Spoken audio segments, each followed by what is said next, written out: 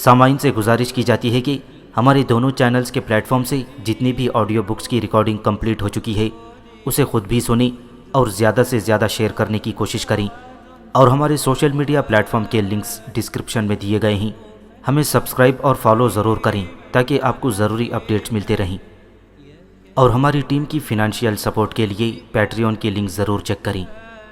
جزاک اللہ۔ بسم اللہ الرحمن الرحیم۔ ارطغرل الغازی، 5واں حصہ، ایپیسوڈ 68۔ قبیلے پہنچ کر ارطغرل کی مشاورت کے لیے عارف صاحب کو بھی بلوا لیا گیا۔ ان کی آنکھوں میں پٹی بندھی ہوئی تھی، وہ خود سے چل پھر نہیں سکتے تھے، لیکن ارطغرل اب بھی ان سے مشاورت کو بہت اہمیت دیتا تھا۔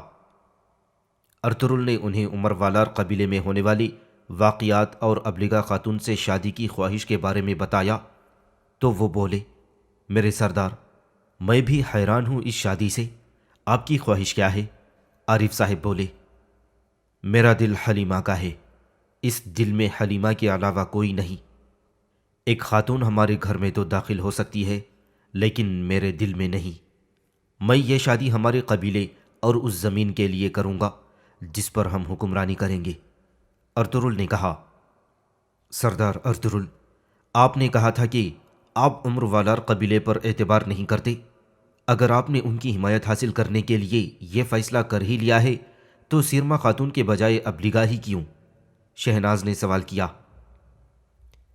میں بھی اس بارے میں پرتجسس ہوں میرے بیٹے، بیب اللہ صاحب نے سیرما آپ کو دینا چاہی لیکن آپ نے ابلگا کا ہاتھ مانگا، اور وہ بھی امیر بہاؤدین کے سامنے، اس کی کیا وجہ تھی؟ حائمہ خاتون نے بھی پوچھ لیا۔ امیر بہاؤدین اور ابلگا خاتون کی شادی رکوانے کے لیے امیر بہاؤدین قونیہ محل میں منگولوں کے خطرناک آدمیوں میں سے ایک ہے۔ اگر امیر بہاؤدین اور ابلگا خاتون کی شادی ہو جاتی ہے تو اس کا یہ مطلب ہوگا کہ منگولوں کی طاقت عمر والار قبیلے کے ساتھ ہو جائے گی۔ آپ جانتی ہیں کہ اس کا اثر کیا ہوگا؟ یہ اس ترتیب کو تباہ کر دے گی جو ہم نے بنائی ہے، یہ ہماری منگولوں کے خلاف آزادی کی جنگ کو روک دے گی۔ ارطغرل نے کہا۔ اس پر عارف صاحب نے کہا، یہ شادی اس شیطانی گٹھ جوڑ کو توڑ دے گی اور ہماری ترتیب بنی رہے گی، ہماری آزادی کی جنگ جاری رہے گی میرے سردار۔ حائمہ خاتون نے بیٹے سے کہا، بیٹا یہ تو واضح ہے کہ تم نے اس اہم معاملے پر فیصلہ کر ہی لیا ہے، لیکن میں ماں ہونے کے ناطے تم سے کچھ پوچھنا چاہتی ہوں۔ تمہارے بچے اب بڑے ہو گئے ہیں، تمہیں اپنے بچوں کو بتانا ہوگا کہ تم ابلگا خاتون سے شادی کرو گے، تمہیں ان سے بات کرنی ہوگی۔ اس سے پہلے کہ ارطغرل جواب دیتا، عثمان خیمے میں آ گیا۔ اس نے اپنی دادی کی بات سن لی تھی۔ بابا، کیا آپ ابلگا خاتون سے شادی کریں گے؟ وہ حیرت سے بولا۔ سب اسے وہاں دیکھ کر خاموش ہو گئے۔ عثمان، جاؤ اپنے بھائیوں سے کہو کہ مجھے کچھ بات کرنی ہے۔ ارطغرل نے ان کی طرف دیکھ کر کہا تو عثمان واپس چلا گیا۔ ارطغرل، اگر بچے اس کے خلاف ہیں تو تمہیں انہیں تکلیف نہیں دینی چاہیے۔ میرے بیٹے، ان کی ماں ایک لمبے عرصے سے نہیں ہے، ان کے لیے یہ فوراً قبول کرنا آسان نہیں ہوگا۔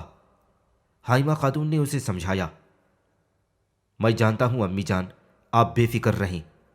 ارطغرل نے انہیں تسلی دی اور بچوں کے خیمے میں چلا گیا۔ وہ تینوں شاید اسی موضوع پر بات کر رہے تھے۔ انہوں نے ارطغرل کو سلام کیا اور اس کے پاس بیٹھ گئے۔ عثمان نے جو بتایا کیا وہ سچ ہے بابا؟ گندوز نے جھجکتے ہوئے پوچھا۔ کیا آپ واقعی ابلگا خاتون سے شادی کرنے والے ہیں؟ یہ سچ ہے گندوز، مجھے یہ شادی کرنی ہوگی، ارطغرل نے کہا تو وہ تینوں خاموش ہو گئے۔ پھر گندوز بولا، ساؤجی اور عثمان اپنی ماں نہیں دیکھ سکے، میں انہیں جانتا ہوں، میں نے انہیں دیکھا ہے۔ ان کے جانے کے بعد اس گھر میں کسی اور کو دیکھنا یا قبول کرنا بہت مشکل ہے بابا۔ میرے بہادروں، میں تمہاری تشویش سے واقف ہوں، لیکن جو میں کرنا چاہتا ہوں تمہیں اسے سمجھنا چاہیے۔ میں یہ ہمارے علاقے کے لیے اور قبیلے کے مستقبل کے لیے کروں گا۔ ارطغرل نے سمجھایا۔ اس سب کا ابلگا خاتون سے شادی کرنے کا کیا تعلق بابا؟ عثمان نے سوال کیا۔ میری بات سنو، ارطغرل نے ان کے سامنے ایک نقشہ بچھایا۔ مغرب میں عیسائی سلطنت، مشرق میں منگول ہیں، ہم ان کے درمیان میں ہیں۔ ہم ایک پل پر ہیں اور ہمارے ارد گرد آگ ہے۔ یہ پل تلوار سے زیادہ تیز اور بال سے زیادہ باریک ہے۔ منگول اس طرف آ رہے ہیں اور عیسائی سلطنت بھی ہمیں کھانے کے انتظار میں بیٹھی ہے۔ ترک قبیلوں کی تباہی ہمارے دشمنوں کے لیے آسان نہیں ہے، اسی لیے وہ ہمیں الگ اور تباہ کرنا چاہتے ہیں، اور وہ اس طرح اپنے جھوٹوں سے کرنا چاہتے ہیں، اور ہمیں ان کے جھوٹ روکنے ہوں گے۔ کیا صرف شادی ہی اسے روکنے کا راستہ ہے بابا؟ ساؤ جی نے پوچھا۔ ہم نے پہلے بھی بہت سے جھوٹ دیکھے ہیں بابا، کیا ہم انہیں اپنی تلواروں سے تباہ نہیں کر سکتے؟ گندوز نے تجویز پیش کی۔ بیٹے، جھوٹ بہت بڑے ہیں، اگر ہم انہیں اپنی تلواروں سے روکنے کی کوشش کریں گے تو اس سے مسائل پیدا ہو سکتے ہیں۔ اب وہ جھوٹے ہمیں ایسا کرنے کا انتظار کر رہے ہیں۔ زہریلے سانپ اور خونی جبڑوں والے گدھ، اگر ہم انہیں تباہ کرنا چاہتے ہیں تو اس کا بہترین راستہ رشتہ داری ہے۔ میں نے یہ تمہارے مستقبل کے لیے بھی کیا ہے۔ قونیہ منگولوں اور نااہل حکمرانوں کے قابو میں ہے۔ ہم ایک نئی ریاست کی بنیاد رکھیں گے، اور جو مشکلات ہم برداشت کر رہے ہیں یہ نئی ریاست کی پیدائش کی تکالیف ہیں۔ شاید ہم وہ ریاست نہ دیکھ سکیں، لیکن اگر تمہاری قسمت میں ہوا تو تم وہ ریاست دیکھو گے۔ ارطغرل نے انہیں سمجھایا تو تینوں نے اس بات میں سر کو جنبش دی۔ امیر بہاؤدین اور بیبولات کاروان سرائے پہنچ چکے تھے۔ حملہ آوروں نے وہاں کوئی سراغ نہیں چھوڑا تھا۔ امیر بہاؤدین کو یقین تھا کہ یہ کام ڈریگوس کا ہے۔ جب اس نے اپنے شک کا اظہار بیبولات سے کیا تو وہ بھی چونک گیا۔ تمہارے محصول والے قافلے کے معاملے میں بھی اس کا ہاتھ تھا، لیکن یہ اس نے اکیلے نہیں کیا ہوگا، امیر بہاؤدین نے سوچتے ہوئے کہا۔ پھر اس نے یہ کس کے ساتھ مل کر کیا ہے؟ بیبولات نے تجسس سے پوچھا۔ ارطغرل، امیر بہاؤدین نے کہا۔ ارطغرل صاحب قلعے سے واپس آنے کے بعد سوغوت آئے۔ اگلی رات وہ ہمارے ساتھ تھے۔ آپ ایسا کیسے سوچ سکتے ہیں امیر حضرت؟ بیبولات نے کہا۔ اگر میں نے یہ کہا کہ اس نے ارطغرل کے ساتھ مل کر کیا ہے تو میں نے یہ نہیں کہا کہ ارطغرل بھی یہاں تھا۔ یاد رہے، جب میں نے کہا کہ تم نے ڈریگوس کے ساتھ کیا سودا کیا ہے تو اس نے موضوع بدل دیا تھا۔ جب تم نے پوچھا تب بھی اس نے کوئی جواب نہیں دیا۔ امیر بہاؤدین نے دلیل پیش کی۔ ارطغرل نے محصول اور کاروان سرائے کے بارے میں ڈریگوس کو معلومات دیں، پھر ڈریگوس نے کام ختم کیا۔ اسی سودے بازی کی وجہ سے وہ قلعے سے اپنی جان بچا سکتا تھا۔ تم کیا کہتے ہو بیبولات؟ پہلے مجھے ایک تفتیش شروع کرنا ہوگی امیر حضرت۔ بیبولات نے گہری سانس لی۔ اس سے قبل کہ بہاؤدین کچھ کہتا، سرائے کا دروازہ جھٹکے سے کھلا اور ایک منگول سالار سخت غصے کے عالم میں اندر آ گیا۔ بہاؤدین! اس نے آتے ہی اسے گریبان سے پکڑ کر میز پر گرا لیا۔ یہاں کے ذمہ دار تم تھے بہاؤدین۔ اب ہلاکو خان نے اناتولیہ کے محصولات کے بارے میں پوچھا تو پھر کیا ہوگا؟ ہم کیا کہیں گے؟ سالار، میں یہاں تفتیش شروع کرنے آیا ہوں۔ میں نے اپنا آدمی قونیہ بھیجا ہے، فکر مت کریں، وہ سپاہی لے کر آئے گا۔ امیر بہاؤدین گھبرا گیا تھا۔ میں جانتا ہوں کہ اس معاملے کو کیسے ٹھیک کریں بہاؤدین۔ میں تمہاری چمڑی ادھیڑ دوں گا اور اس میں سونا بھر دوں گا، پھر میں اسے ہلاکو خان کے پاس بھیج دوں گا۔ منگول سالار نے اس کے سینے پر پاؤں رکھ دیا تھا۔ بیبولات اور اینال خود پر جبر کر کے یہ منظر دیکھ رہے تھے۔ ان کے چہرے غصے سے لال تھے۔ ہم نے صندوق مانگا، تم ڈھونڈ نہیں سکے۔ ہم نے ہمارا وقت برباد کیا۔ ہم نے تمہیں سونے کی حفاظت کرنے کو کہا، تم کاروان سرائے کی حفاظت نہ کر سکے۔ اگر ہم تمہاری جگہ کسی کتے کو امیر بنا دیں تو یہ ہمارے لیے بہتر ہوگا۔ سالار، قونیہ سے سپاہی آ جائیں گے تو میں ساری تفتیش کروں گا۔ میں وعدہ کرتا ہوں کہ جتنا جلد ممکن ہوا سونا اور قاتل ڈھونڈ کر لاؤں گا۔ امیر بہاؤدین نے وعدہ کیا۔ اب ہم ضائع کرنے کے لیے تمہیں مزید وقت نہیں دیں گے۔ میں نے تمہیں جو کام بھی دیے تم نے ان میں سے ایک بھی نہیں کیا۔ تمہیں ان کی سزا دی جائے گی۔ سالار نے پاؤں اس کے سینے سے اٹھا لیا اور سپاہی کو آواز دی، اسے قالین میں لپیٹ دو، ہمارے گھوڑے اس پر دوڑیں گے۔ سالار نے سزا سنائی تو امیر بہاؤدین کے ہوش اڑ گئے۔ جیسے ہی سپاہی اسے دھکیلتے ہوئے آگے بڑھے، وہ سالار کی طرف دیکھ کر چلایا، ارطغرل، اس میں ارطغرل ملوث ہے، ادھر لاؤ اسے۔ سالار نے اشارہ کیا تو سپاہی اسے واپس لے آئے۔ بتاؤ مجھے اس سب میں ارطغرل نے کیا کیا ہے؟ مجھے یقین ہے صندوق اسی نے چرایا ہے، اسی نے گشت کرنے والے منگول سپاہی کو مارا، یہ بھی ارطغرل نے کیا ہے۔ مجھے وقت دو، میں یہ ثابت کر دوں گا۔ امیر بہاؤدین رحم کی بھیک مانگ رہا تھا۔ تم ہر چیز کا الزام ارطغرل پر لگاتے ہو، تم اپنی ناکامیوں کو چھپانے کے لیے ارطغرل پر الزام لگاتے ہو۔ ہم نے تمہیں اتنی طاقت دے رکھی ہے، اگر یہ سچ ہے تو اب تک ارطغرل اور اس کے ساتھیوں کو ختم کیوں نہیں کیا تم نے؟ سالار نے اسے ڈانٹا، جلد، بہت جلد، صرف میں ہی یہ کام کر سکتا ہوں۔ اگر تم نے مجھے قتل کر دیا تو ارطغرل ان سب غلطیوں سے بچ جائے گا۔ امیر بہاؤدین نے کہا تو سالار سوچ میں پڑ گیا۔ وہ اس معاملے پر غور کرنا چاہتا تھا، چنانچہ اس نے امیر بہاؤدین کو کمرے میں لے جانے کا حکم دے دیا۔ سپاہی اسے باہر لے گئے تو بے بلات نے بھی واپسی کے لیے دروازے کا رخ کر لیا۔ الباستی، سالار نے اسے آواز دی، تم یہیں رہو، ہمیں کچھ بات کرنی ہے۔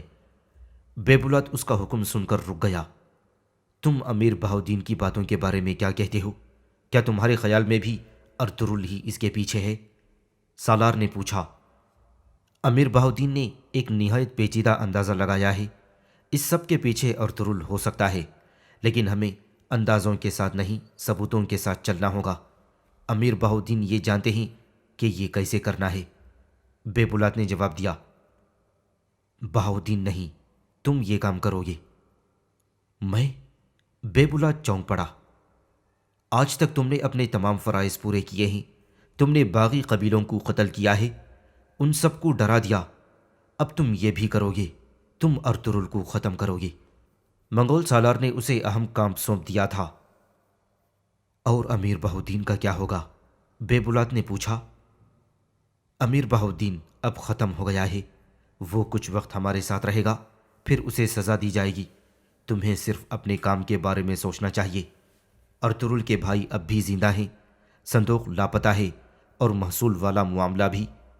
تم ان سب معاملات کو سنبھالو، تم ارطغرل کو ختم کرو گے الباستی۔ میں جانتا ہوں مجھے کیا کرنا چاہیے سالار، فکر مت کریں۔ بے بلات نے اسے اطمینان دلایا۔ الباستی، اگر تم نے اپنا کام پورا کر دیا تو تم اپنے علاقے کے سردار بن جاؤ گے، لیکن اگر تم اپنا کام نہ کر سکے تو ہم اپنی فوج لائیں گے، اور نہ صرف ارطغرل بلکہ تمہارے قبیلے کو بھی ختم کر دیں گے۔ سالار نے اسے خبردار کر دیا، مجھے دوبارہ کبھی بھی الباستی مت کہنا سالار۔ سینکڑوں لوگ اس نام کے پیچھے پڑے ہیں، وہ سب اسے قتل کرنے کے در پہ ہیں۔ میرا نام بے بلات ہے، اگر تم نے مجھے دوبارہ الباستی کہا تو میں الباستی بن جاؤں گا۔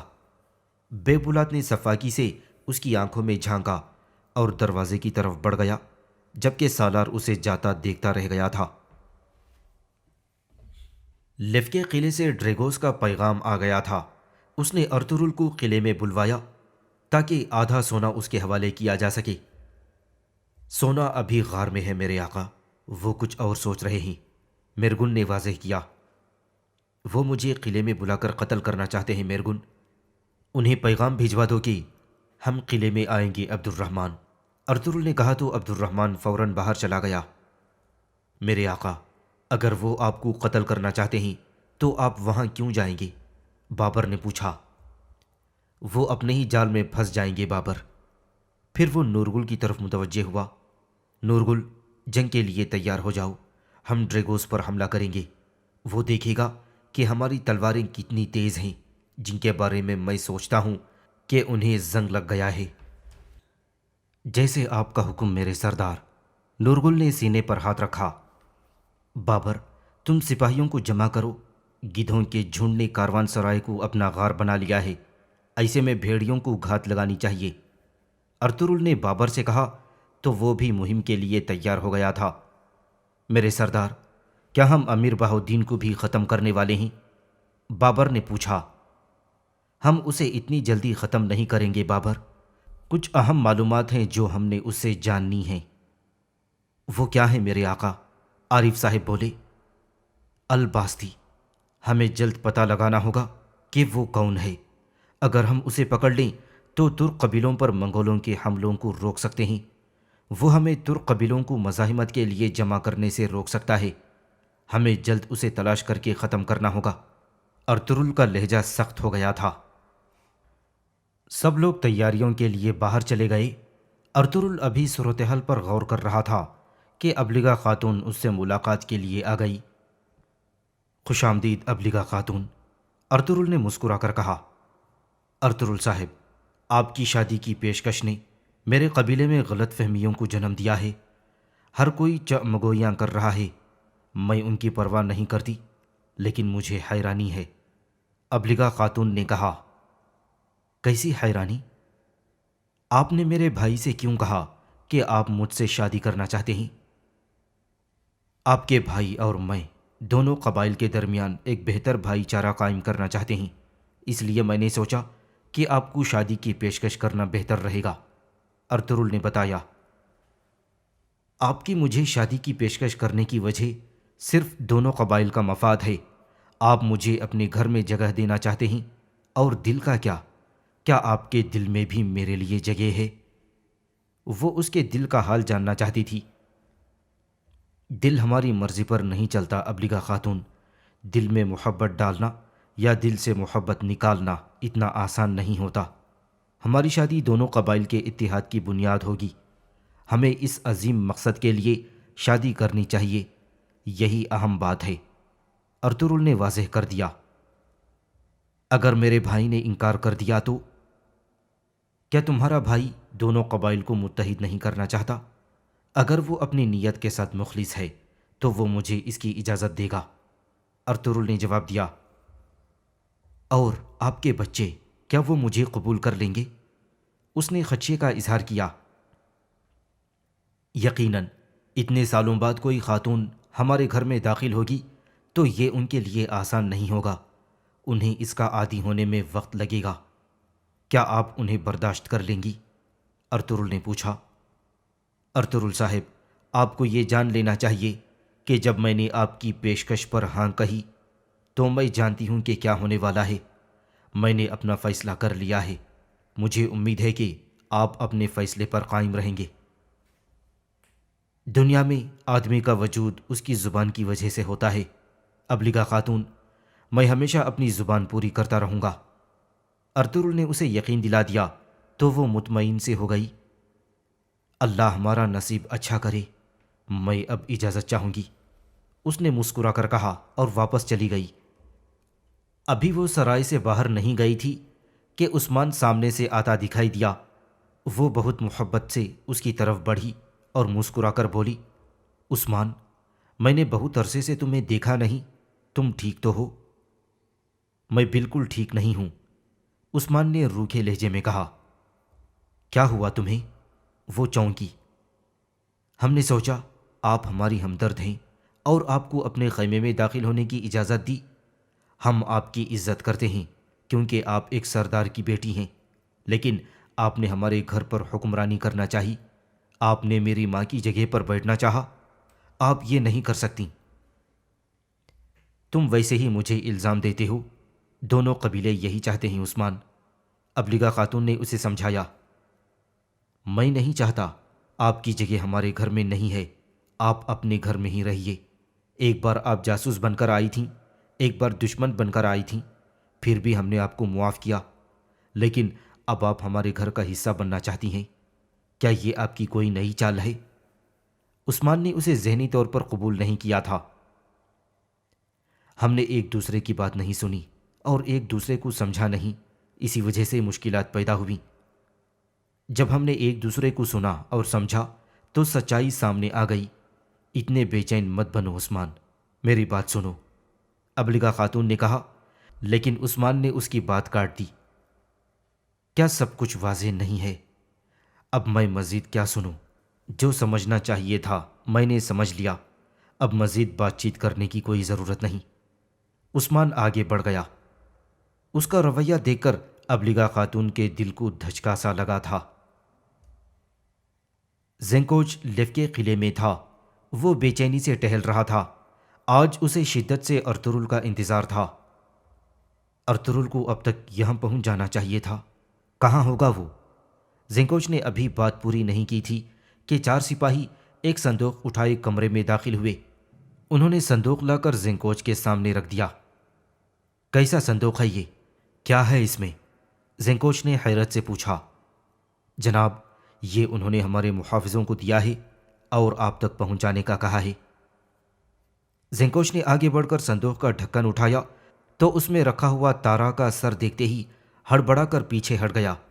کچھ ایسا ہی حال یورانوس کا ہوا تھا۔ یہ کیسے ہو سکتا ہے؟ یورانوس بڑبڑایا۔ ارطغرل، جب ہم اس کا شکار کرنے کے لیے قلعے میں انتظار کر رہے تھے تو اس نے پہلے ہی ہمارا شکار کر دیا۔ یورانوس، یہ کیسے ہو سکتا ہے؟ زینکوچ نے آگے بڑھ کر یورانوس کا گریبان پکڑ لیا۔ انہیں وہ غار کیسے ملا؟ تمہارے آدمی کرتے کیا ہیں؟